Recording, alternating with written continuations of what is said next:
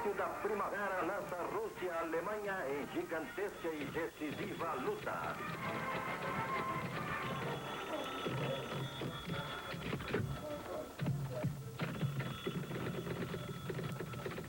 Enquanto a Europa estava em guerra, o Brasil vivia o auge da ditadura de Vargas, o Estado Novo.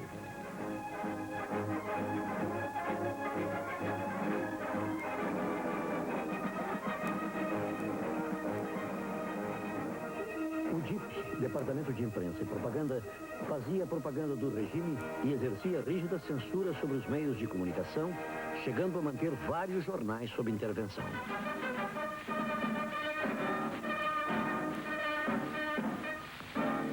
A tarde turfista promovida no Jockey Clube Brasileiro para a disputa do Grande Prêmio Getúlio Vargas foi uma das mais destacadas notas sociais da temporada.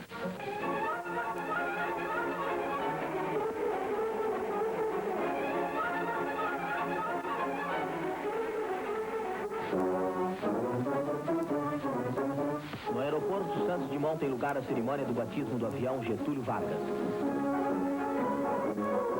O reverendo Geraldo da Silva e Souza, que é um perfeito piloto, vai conduzir o avião Getúlio Vargas em seu voo inaugural.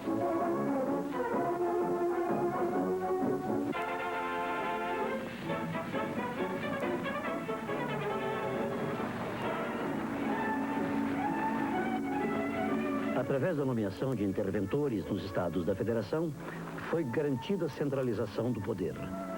Não foram realizadas eleições de qualquer tipo.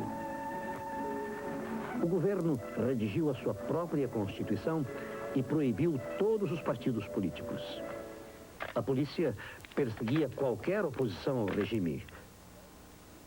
Houve cerca de 10 mil presos políticos. Muitos foram torturados e mortos. Também a educação não escapava ao controle do Estado. Todo o material didático passava pelo crivo do Ministério da Educação. Vários símbolos são traçados pela petizada em suas evoluções. Vemos aqui uma homenagem à Força Aérea Brasileira e à memória gloriosa de Caxias, o grande patrono do nosso exército.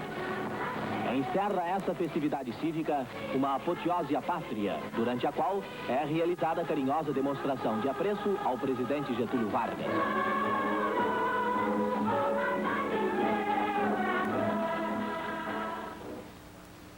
A instalação de setores básicos e a necessidade de infraestrutura levaram à criação de diversas empresas públicas. O controle e a centralização estendiam-se a vários setores da economia. Ao invés do transporte primitivo e lento, desdobraremos os nossos trilhos, abrindo caminhos às poderosas locomotivas.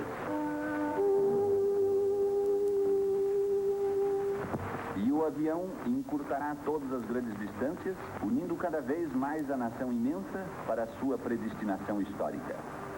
Teremos a nossa marinha de guerra, construída com o aço do Brasil, policiando os nossos mares, assegurando-nos a tranquilidade, o trabalho e a grandeza digna que aspiramos. Para o Brasil, disse o presidente Vargas, a idade do ferro marcará o período da sua opulência econômica. No amplo emprego desse metal, sobre todos precioso, se expressa a equação do nosso progresso. O ferro é fortuna, conforto, cultura e padrão mesmo da vida em sociedade.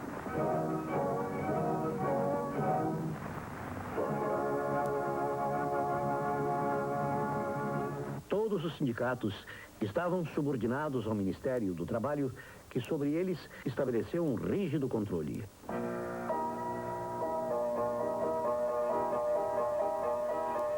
Artistas eruditos foram protegidos e incentivados pelo Estado Novo. O compositor oficial da época era Villa-Lobos.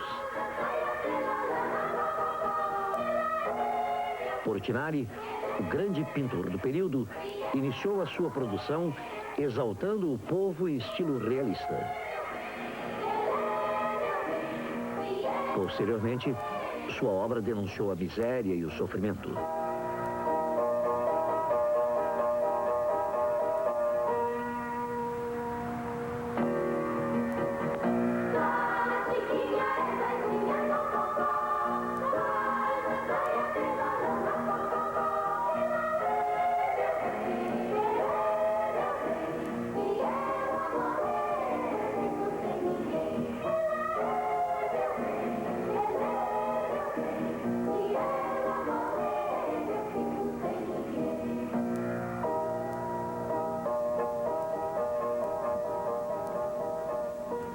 Portinari pintou a igreja de Pampulha, um marco da arquitetura da época, projetada por Oscar Niemeyer.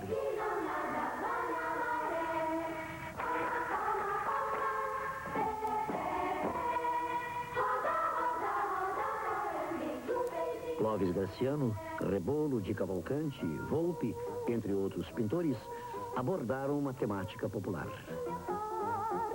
As paisagens retratam as periferias das cidades.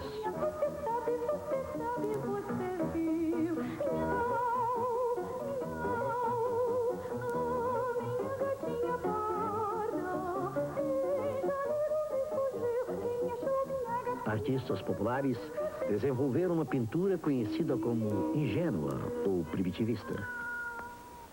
Escritores como Graciliano Ramos, Érico Veríssimo, José Lins Urrego, Monteiro Lobato e Jorge Amado cristalizaram a temática regionalista.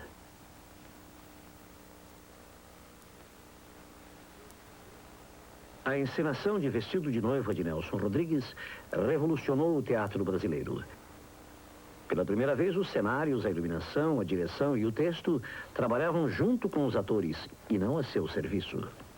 A renovação técnica do teatro veio através de Ziembinski, um polonês refugiado da guerra, como vários outros escritores, poetas, pintores e escultores que dinamizaram o nosso panorama cultural. Nas artes plásticas, os imigrantes trouxeram novas tendências que abriram o caminho para o abstracionismo.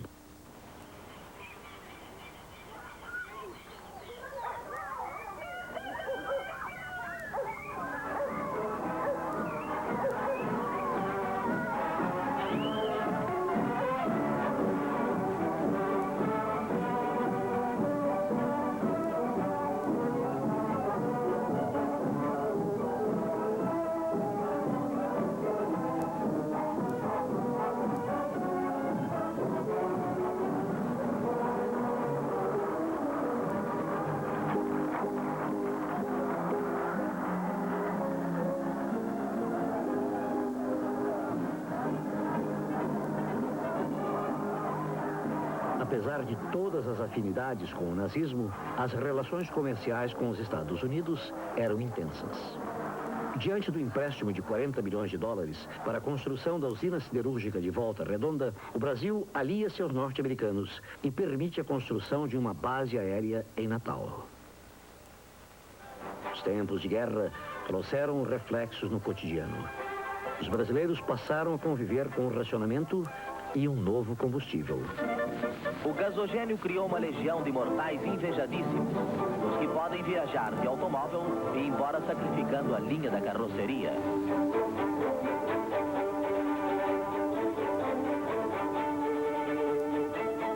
A velha bicicleta é a mais recente descoberta de Copacabana. Pedalar na Avenida Atlântica passou a ser um assunto de crônica mundana. Os grandes costureiros lançaram modelos para o ciclismo elegante. Bicicletas aerodinâmicas luxuosíssimas surgiram. Sem o curso de automóveis, Copacabana parece feita para a pista de ciclistas.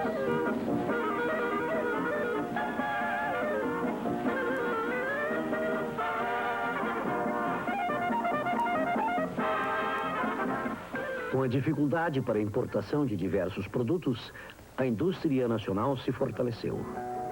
Foram absorvidas novas tecnologias que transformaram a economia do país e o modo de vida da população.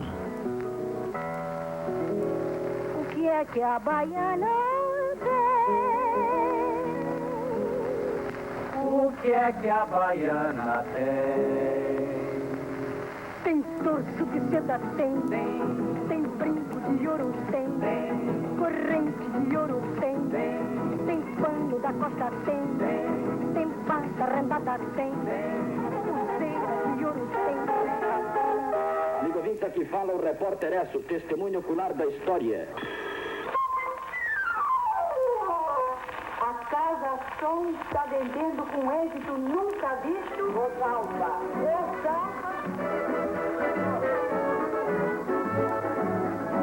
Covarde sei que me podem chamar, porque não calo no peito essa dor. Atira a primeira pedra, ai, ai, ai, aquele que não sofreu por amor. Surge pela primeira vez no Brasil um sistema industrial de produção cultural, com o desenvolvimento do rádio, da imprensa e do mercado editorial.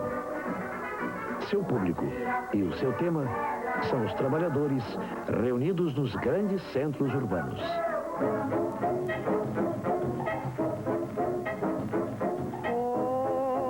Esse foi o tempo do malandro, do cassino da Urca, dos grandes sucessos de carnaval e do teatro de revista. Mãe preta do cerrado,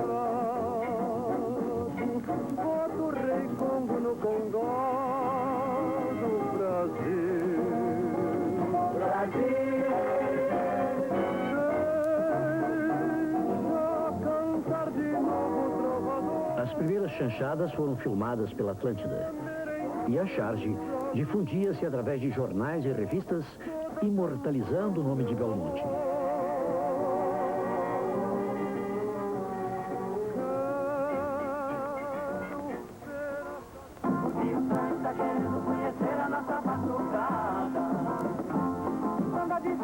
O Brasil pitoresco virou moda nos Estados Unidos com Carmen Miranda. E nós passamos a consumir avidamente os filmes, produtos e modo de vida americanos.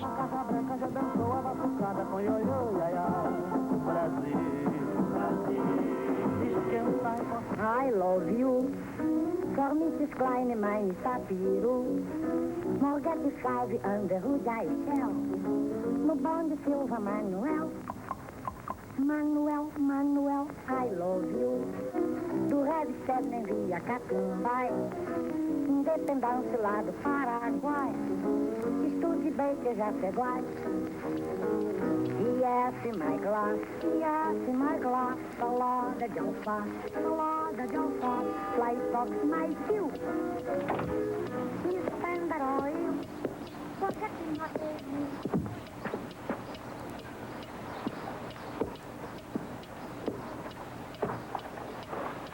Cada um desses programas, estamos levando, caros ouvintes, as cenas mais íntimas que enrolam nas fábricas de munições e de aeroplanos, nos arsenais onde se constroem navios, para que vocês mesmos possam ver como as Américas estão se levantando com todo o seu poder para esmagar para sempre os agressores internacionais.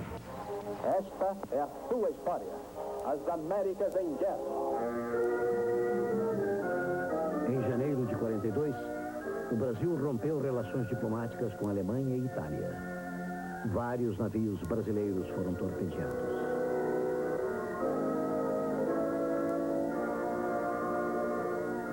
O sentimento popular contra o autoritarismo e a favor da democracia ganhava corpo através de uma série de manifestações. Assistimos aqui a uma das mais vibrantes e expressivas manifestações já realizadas na capital brasileira, promovida pela Mocidade Estudiosa do Brasil. Em 31 de agosto de 42, foi declarado estado de guerra. Uma guerra que eu percorra, não permita Deus que eu morra, sem que volte para lá, sem que leve por dia. A criação da Força Expedicionária Brasileira marcou o engajamento do país contra o eixo. Nossa vitória final, se a mira do meu fuzil. A campanha da Itália foi marcante e transformou o exército brasileiro. Água do meu cantil, asas do meu ideal, a glória do meu Brasil. Você sabe de onde eu venho, é de uma pátria que eu tenho, no bojo do... Com a vitória dos aliados e das forças democráticas, o Estado Novo entrou numa crise irreversível.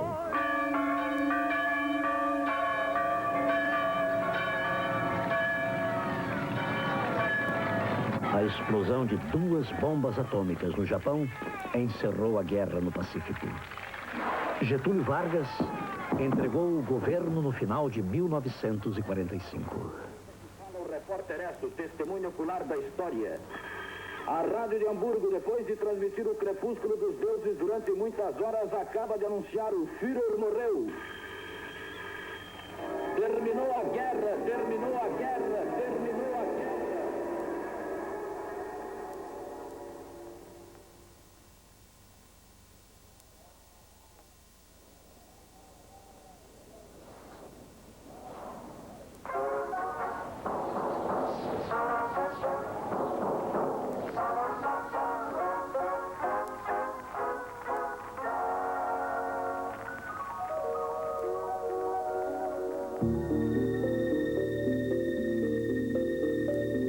A guerra acabou.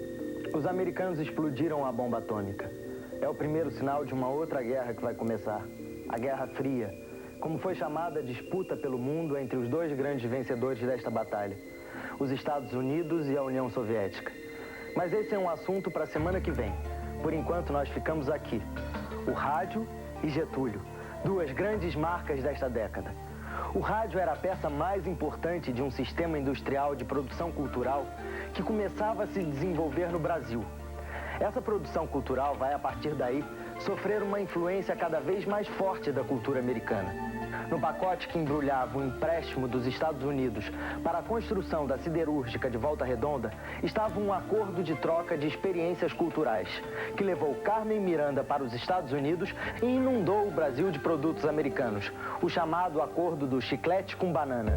Quanto a Getúlio, nós vamos continuar com ele na década seguinte.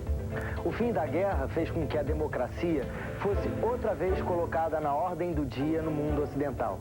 A ditadura do Estado Novo estava com os dias contados. Getúlio se torna, ele próprio, o líder desse projeto de transição política. Liberta os presos políticos, convoca uma constituinte e renuncia. Ele está se preparando para voltar mais uma vez ao Palácio do Catete, agora como chefe da nação que o povo elegeu pelo voto direto. Um ótimo dia para você e até o Brasil do pós-guerra na semana que vem.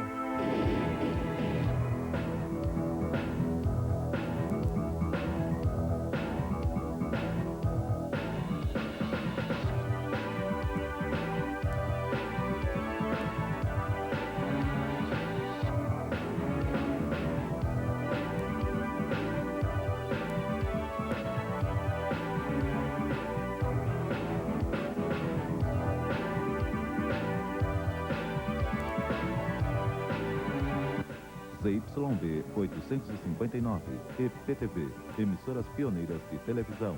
Assista agora Globo Ciência Saúde, classificação livre.